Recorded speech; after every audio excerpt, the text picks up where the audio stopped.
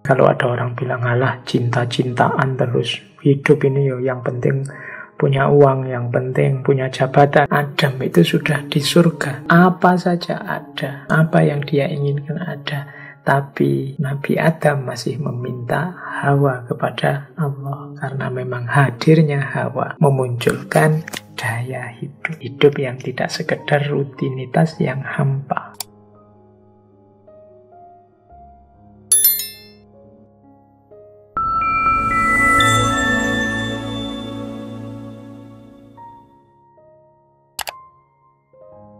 Assalamualaikum warahmatullahi wabarakatuh. Bismillahirrahmanirrahim. Saya merasa hari-hari ini wacana-wacana tentang cinta, tentang hati, itu mungkin bagi sebagian besar orang mungkin dianggap naif, mungkin juga dianggap lebay, mengingat ada berbagai problem-problem besar di sekeliling kita. Meskipun menurut saya sebenarnya justru di era-era sulit, di era-era ujian seperti hari-hari ini, kita lebih perlu lagi menghidupkan hati, menghidupkan nurani kita. Antara lain dengan memperbanyak kajian-kajian yang bertema-tema seperti cinta, seperti hati, dan lain sebagainya. Hari ini orang mulai banyak lupa caranya untuk berempati dengan yang lain, caranya untuk menghidupkan nuraninya saat berhadapan dengan yang lain. Kita berhadapan dengan yang lain, selalu saja yang kita bunyikan kepentingan kita sendiri. Kita jarang peduli bahwa orang lain juga punya kepentingan, orang lain juga punya perspektif, orang lain juga punya kebenaran menurut mereka sendiri. Ini kalau nurani kita tidak hidup, ya lahirnya pasti konflik. Maka di tengah arena saling pertandingan, di tengah situasi kebencian yang banyak beredar di mana-mana hari ini, mari kita hidupkan lagi wacana-wacana yang lembut seperti tema kita bulan ini, tema tentang cinta. Baik, ya meskipun tema semacam ini mungkin tidak segayeng kalau kita membahas tema-tema filsafat yang sifatnya rasional kritis. Tapi tema ini menurut saya punya manfaatnya sendiri untuk menghidupkan nilai-nilai kemanusiaan dalam diri kita.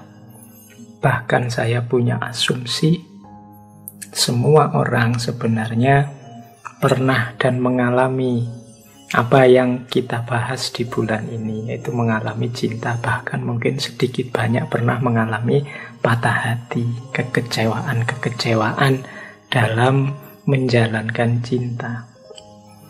Maka pelajaran kita dari bulan ini adalah pelajaran menghidupkan hati dan pelajaran memahami gerak hati kita khususnya dalam ranah cinta.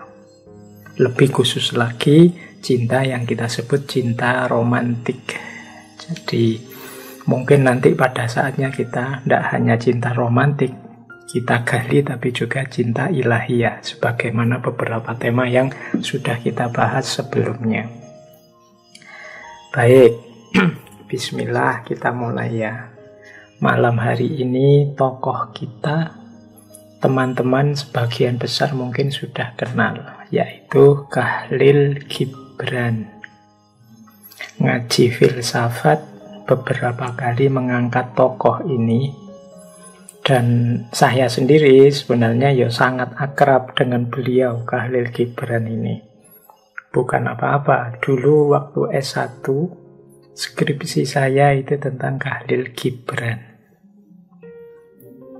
Mungkin teman-teman sudah membaca skripsi saya karena skripsi itu oleh teman-teman MJS diterbitkan dengan judul Dunia Cinta Filosofis Khalil Gibran.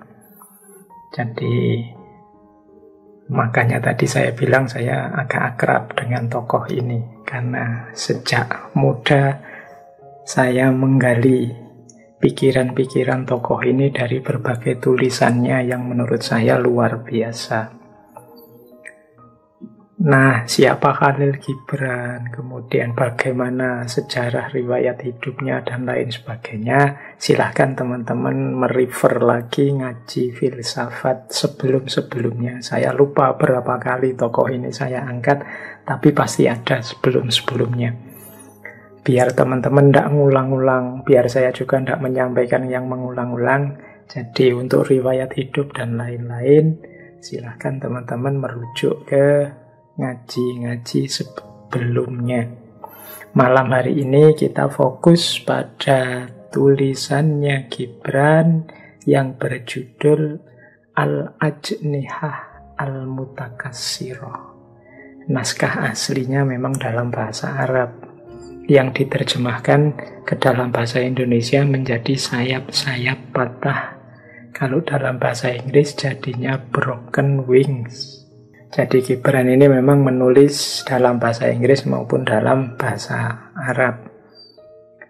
Karya beliau yang paling monumental kan The Prophet, yang dulu pernah kita kaji secara khusus itu. The Prophet ini bahkan ada yang bilang bestseller sampai 40 tahun. Tapi ada tesis yang baru, ternyata sayap-sayap patah ini, Al-Ajnihah Al-Mutakassirah ini, bestsellernya ada yang bilang lebih lama daripada The Prophet. Bedanya, kalau sayap-sayap patah ini aslinya dalam bahasa Arab, kalau The Prophet aslinya dalam bahasa Inggris. Jadi naskah sayap-sayap patah sendiri ini bisa kita sebut sebagai novel yang sifatnya autobiografi. Jadi salah satu pengalamannya Gibran. Pengalamannya dalam cinta pertama, cuma cinta pertama yang set ending. Malam hari, bulan ini kita ketemu tokoh-tokoh yang cintanya set ending semua, tidak apa-apa.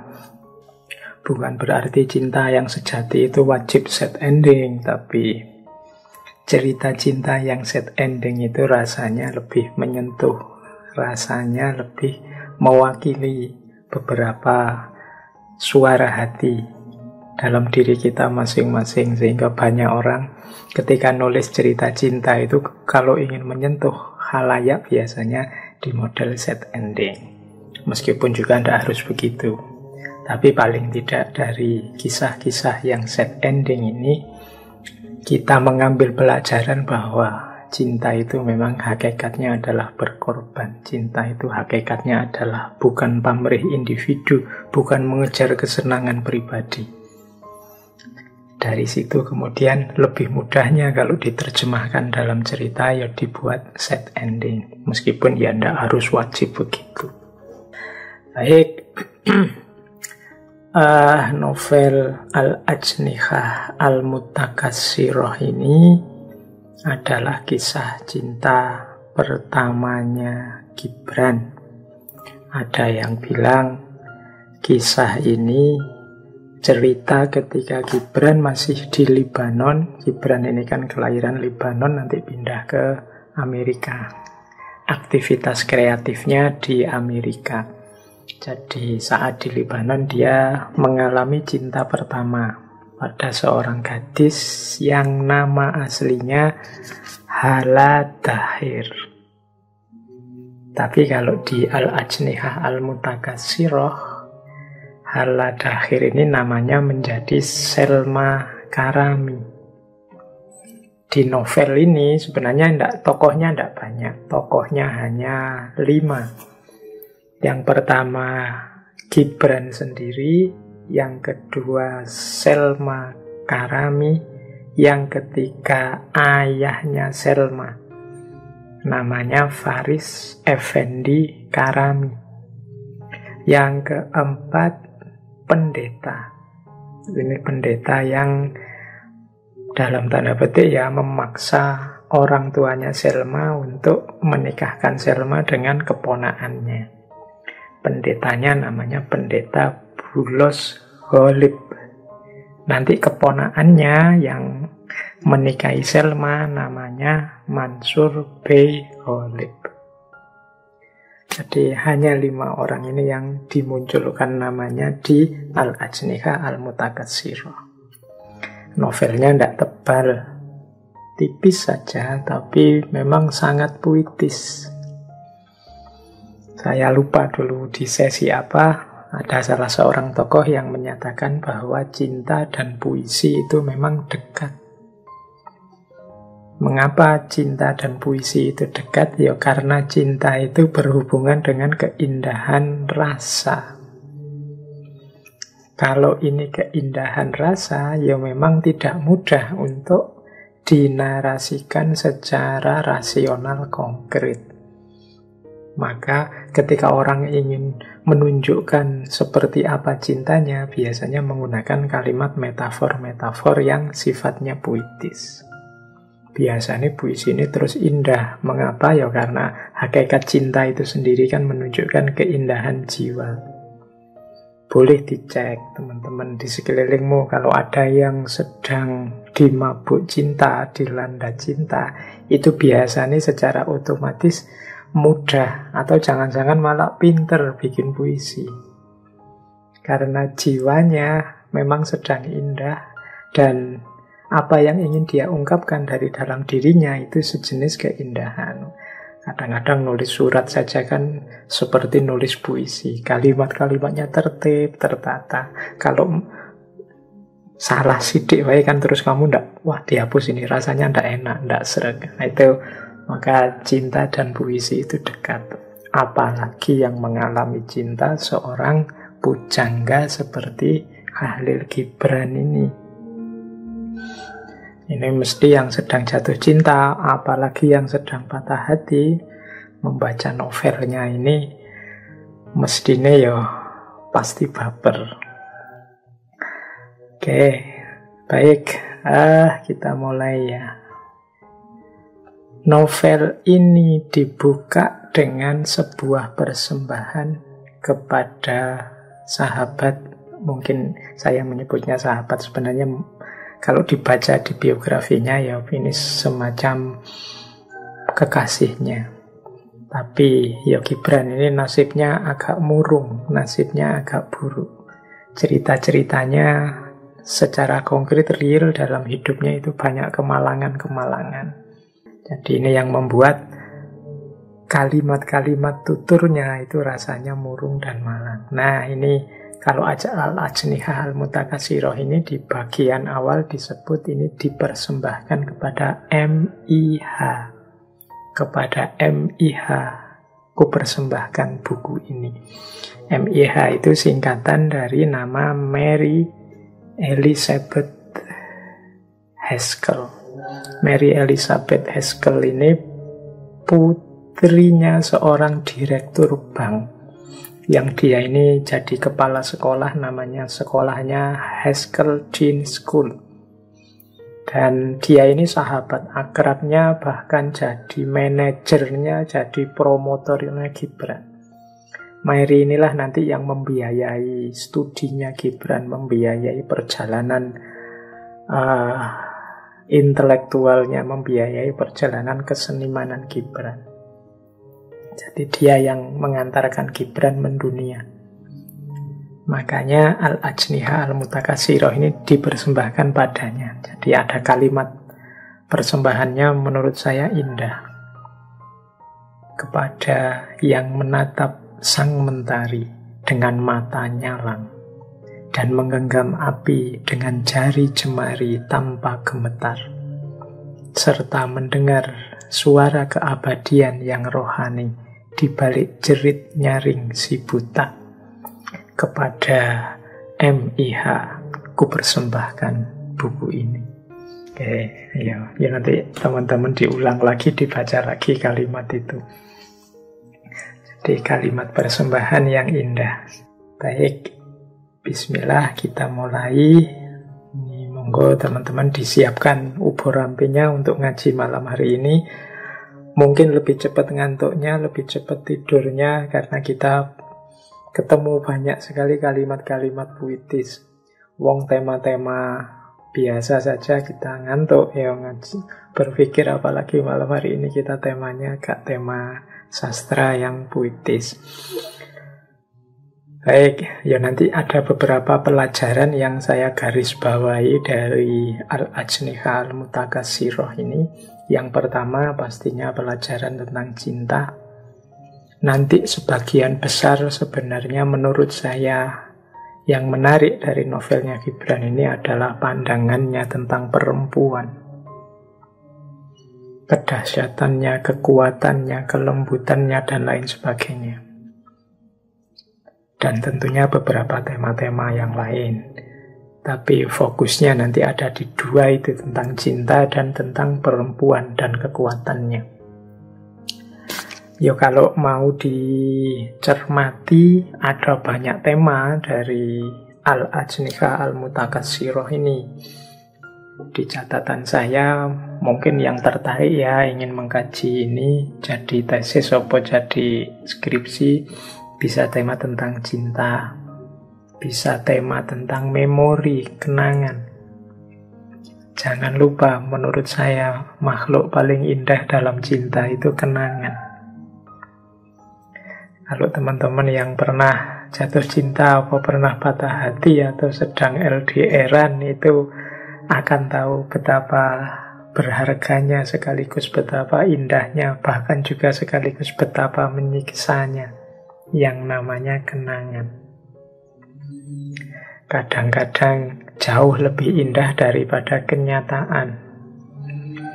Mungkin yang pernah patah hati ya, di bayanganmu, kenangan-kenanganmu tentang orang yang engkau cintai itu masih dalam bentuknya yang paling indah. Tapi begitu ketemu dalam kenyataannya, mungkin harapan tak seindah dalam kenangan. Jadi kenangan ini makhluk yang menurut saya penting dibahas bagi yang concern dengan tema cinta. Oke. Ya kenangan, memori, nostalgia, dan lain sebagainya. Mengapa reuni itu rasanya kok indah, jauh lebih menyenangkan daripada pas kita ngalami langsung, pas sekolah langsung atau pas kuliah langsung, itu rasanya beda kan kayak reuni. Karena dalam reuni itu biasanya kita menghidupkan kenangan-kenangan.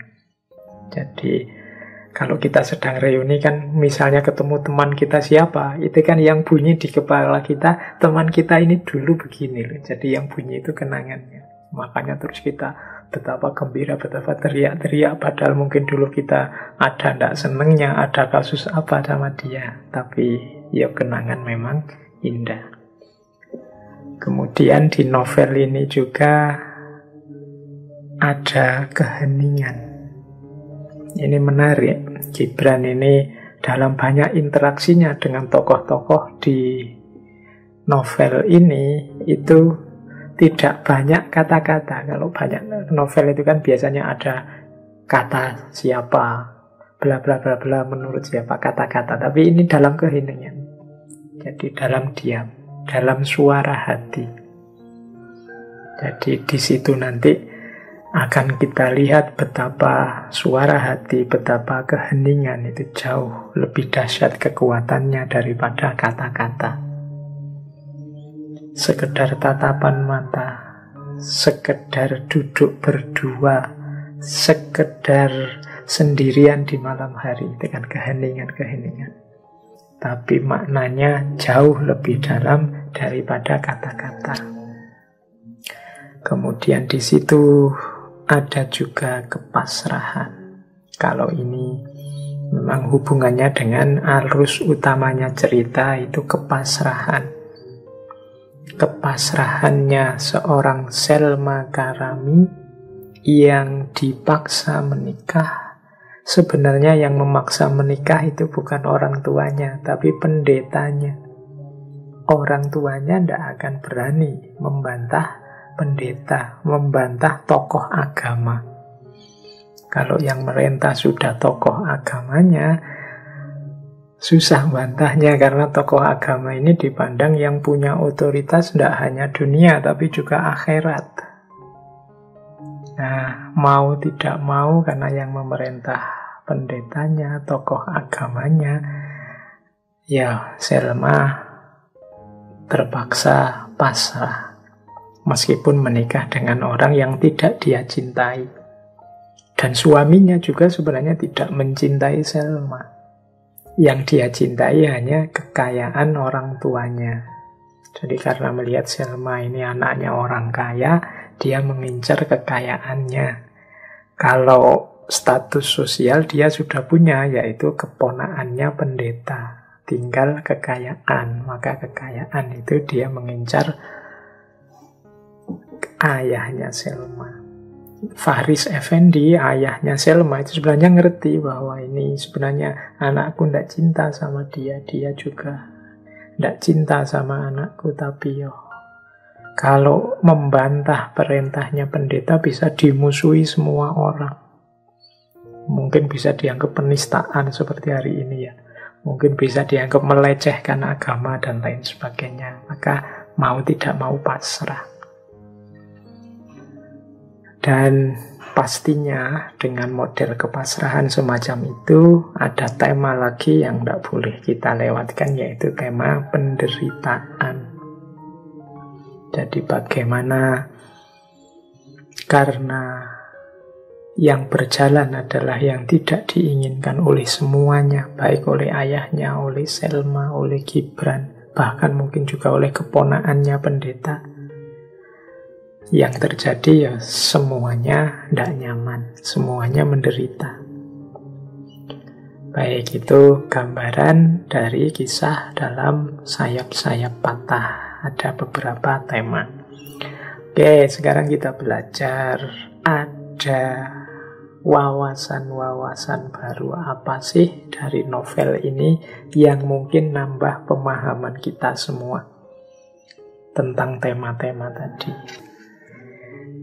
Baik, ambil nafas sebentar, kita mulai. Bismillah. Al-Ajnihah Al-Mutakatsirah. Ini pastinya saya potong-potong sesuai gaya ngaji filsafat ya, yang ingin mendalami secara runtut ceritanya dari awal sampai akhir ya silahkan dibaca sendiri. Sekarang Broken Wing, Sayap-Sayap Patah, Al-Ajnihah Al-Mutakatsirah ini sudah bisa teman-teman temukan gratis online.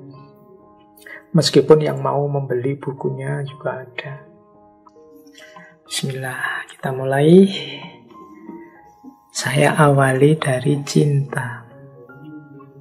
Ada beberapa wawasan tentang cinta, beberapa insight yang menurut saya menarik dari novel ini tentang cinta. Yang pertama adalah tentang cinta pertama. Gibran dalam novel itu menjelaskan bahwa setiap orang muda pasti teringat cinta pertamanya dan mencoba menangkap kembali hari-hari yang asing itu, yang kenangannya mengubah perasaan di relung hatinya dan membuatnya begitu bahagia di balik segala kepahitan misterinya. Dalam hidup setiap orang muda pasti ada seorang Selma yang tiba-tiba muncul baginya di hari-hari musim semi kehidupannya dan mengubah kesendiriannya menjadi saat-saat bahagia serta memenuhi keheningan malam-malamnya dengan irama musik. Jadi ini Gibran mengasumsikan tidak ada orang yang tidak mengalami cinta pertama di masa mudanya. Ya, ini saya tidak perlu menjelaskan. Ayo teman-teman direnungi sendiri. Ayo perjalanan hidupnya selama ini. Siapakah cinta pertamanya teman-teman atau bapak ibu yang mungkin mendengarkan? Pasti punya, pasti ada cinta pertama itu. Yang seperti saya bilang tadi, dia hidup dengan sangat indah dalam kenangan kita. Yang kita ingin kembali lagi ke sana. Kalau bisa, mbok yo balik lagi ke masa itu. Kita ingin mengalami rasa yang sama, yang membuat kita begitu bahagia saat itu. Ya, jadi ini menurut saya wawasan pertama, karena ini ada di bagian-bagian awalnya novel yang diceritakan oleh Gibran di novel ini kan juga pengalaman cinta pertamanya. Boleh kalau teman-teman tertarik, ayo tulislah pengalaman cinta pertamamu masing-masing. Sebagian besar mungkin sad ending karena tidak nyambung, tidak seperti yang diharapkan. Tapi mungkin juga ada yang begitu cinta pertama langsung klik, langsung nyambung sampai nikah, sampai sekarang, ya alhamdulillah. Tapi yang tidak nyambung, yang cinta pertamanya tidak sukses, ya tidak apa-apa, alhamdulillah juga punya banyak pengalaman. Punya banyak pengalaman kan banyak pengetahuan. Semakin banyak pengalaman semakin dewasa. Tapi pelajaran berharga dari cinta pertama menunjukkan bahwa cinta itu memang indah. Bahwa cinta itu memang fitrah. Jadi cirinya manusia. Ya mengapa ada yang sukses, mengapa ada yang tidak, ya karena manusia itu bukan seperti binatang. Kalau binatang ya tertarik, seneng, langsung nyambung, dipaksa, setelah itu bubar, tidak apa-apa. Tapi manusia itu kan ada norma, ada nilai-nilai. Indahnya di situ. Jadi pelajaran pertama cinta adalah cinta pertama. Baik, kita lanjutkan. Nah, apa sih indahnya cinta? Kata Gibran, cinta itu adalah daya kehidupan. Disitulah lahirnya makna hidup. Kalimat di novel itu bunyinya begini. Hidupku adalah sebuah koma. Hampa bagai kehidupan Adam dalam surga. Ketika aku melihat Selma berdiri di depanku seperti seberkas cahaya. Dia adalah Hawa dari jantung hatiku yang memenuhinya dengan segala rahasia dan berbagai keajaiban, serta membuat aku memahami makna kehidupan. Jadi, kata Gibran, hidupku itu belum titik. Hidupku itu masih koma sebelum ketemu Selma. Sebagaimana Adam yang tidak lengkap hidupnya sebelum ketemu Hawa. Kehadiran Hawa lah yang menyalakan hidup Adam, yang membuat Adam bergairah, bersemangat, punya daya menjalani kehidupan dengan gembira. Kehadiran Hawa lah, kehadiran Selma lah, kan gitu.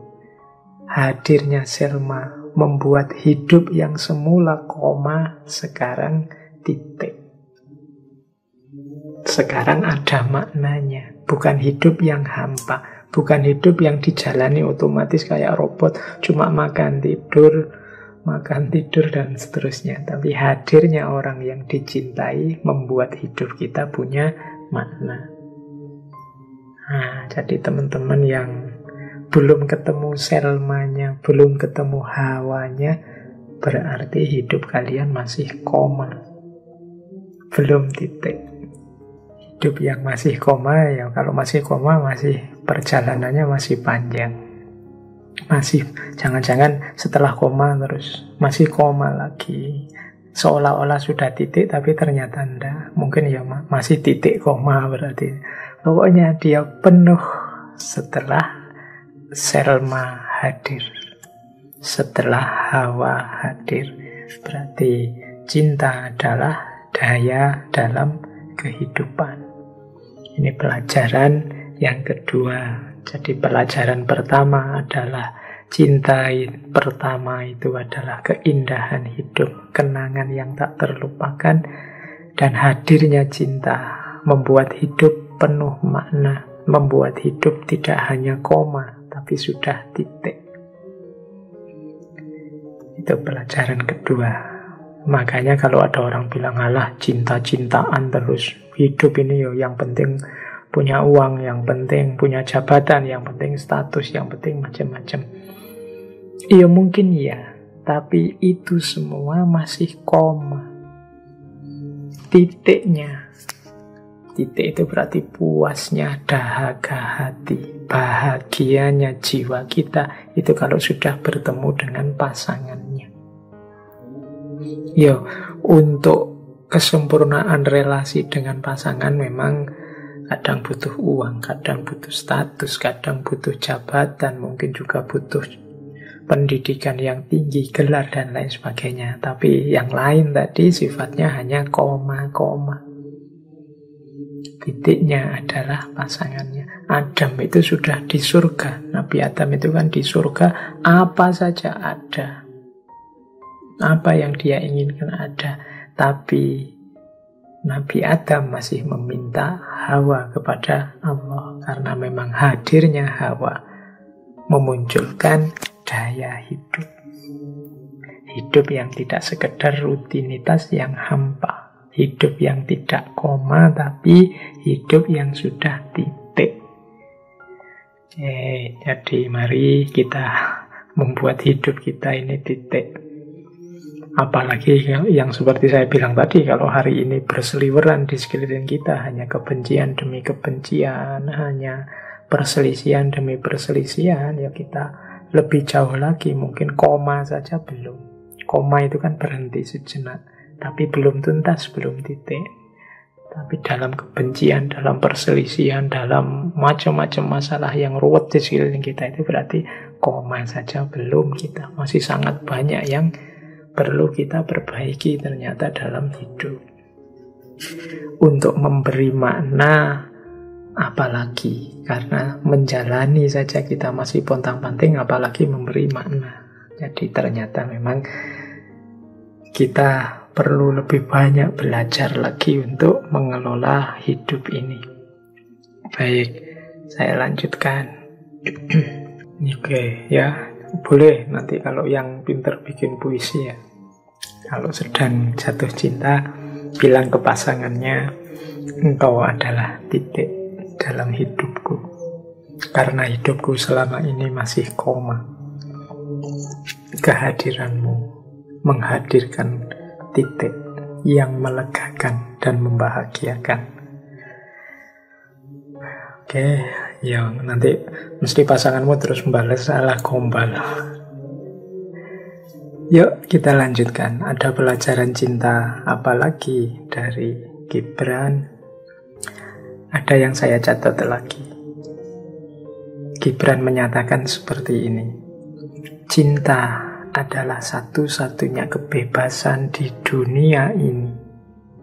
Karena cinta itu membangkitkan semangat yang hukum-hukum kemanusiaan dan gejala-gejala alam pun tak bisa mengubah perjalanannya.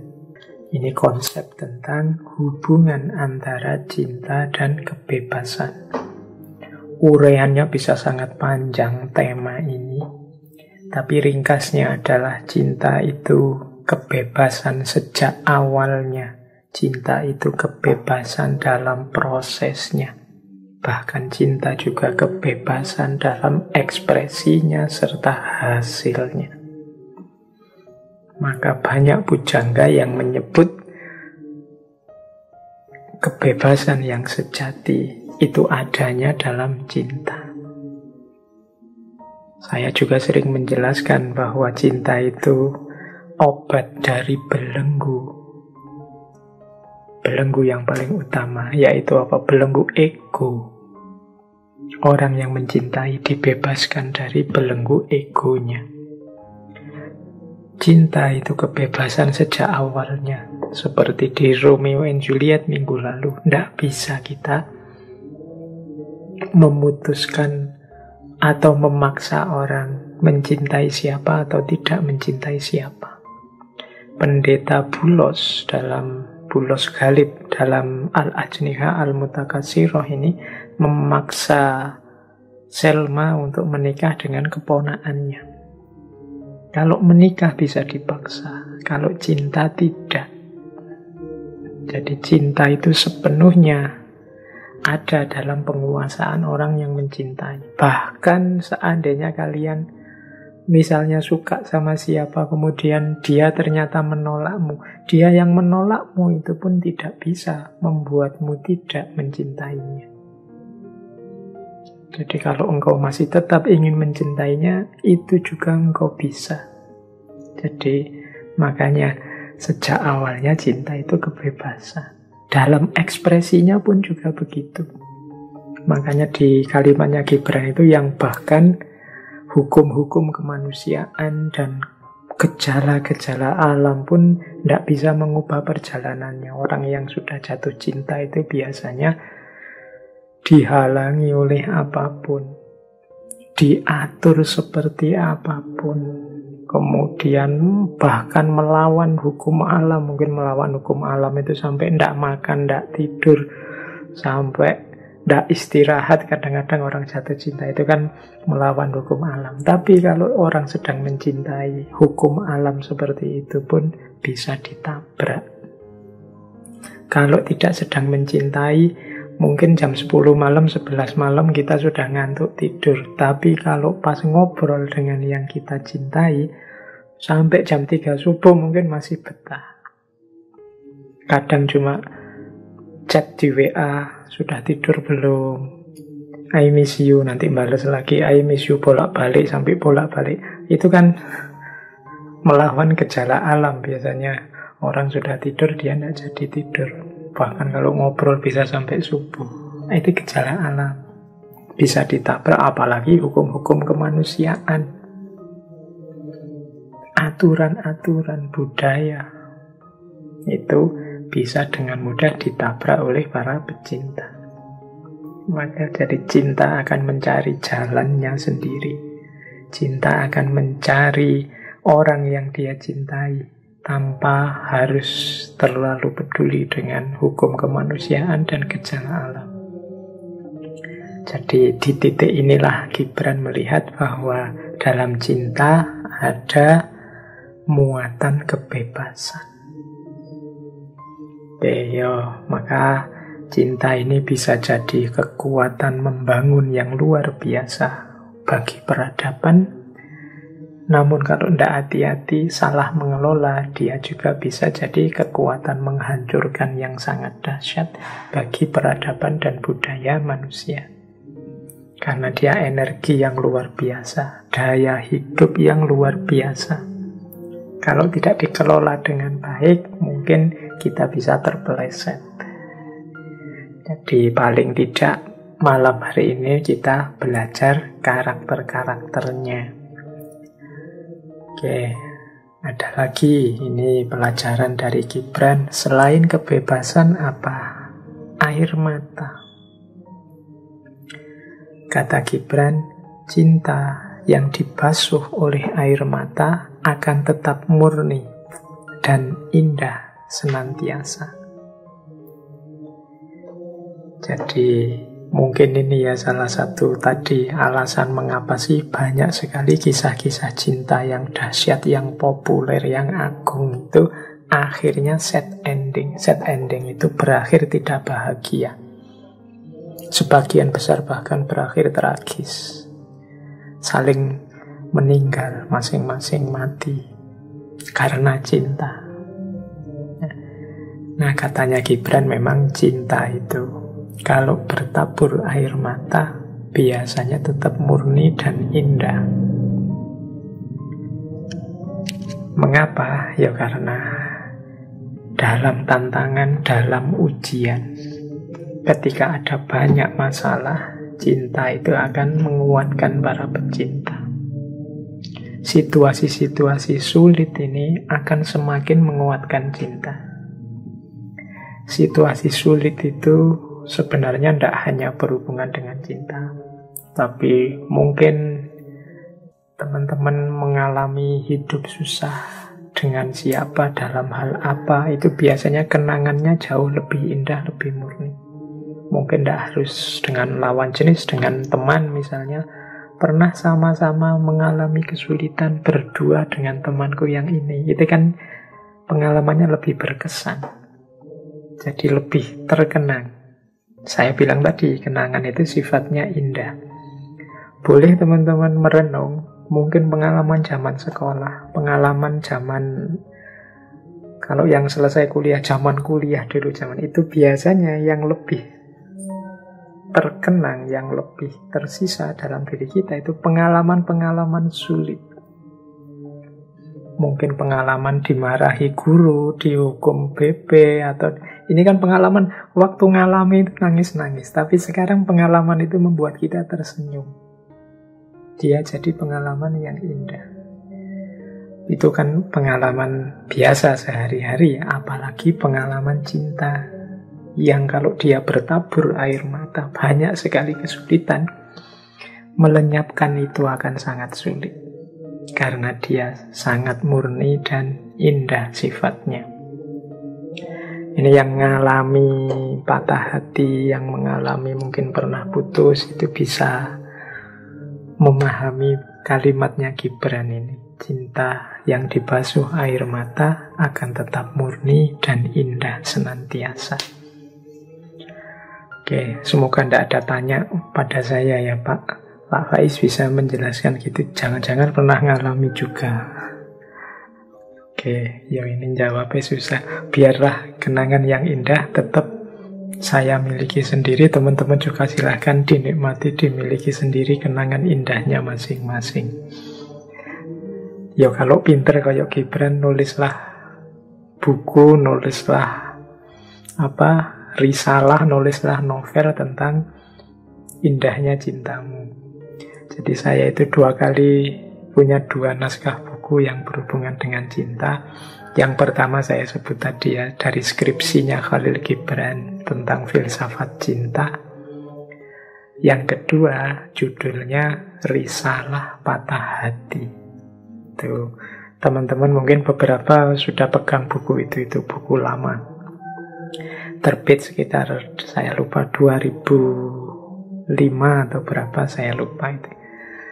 Nah itu jawabannya, silahkan disimpulkan sendiri.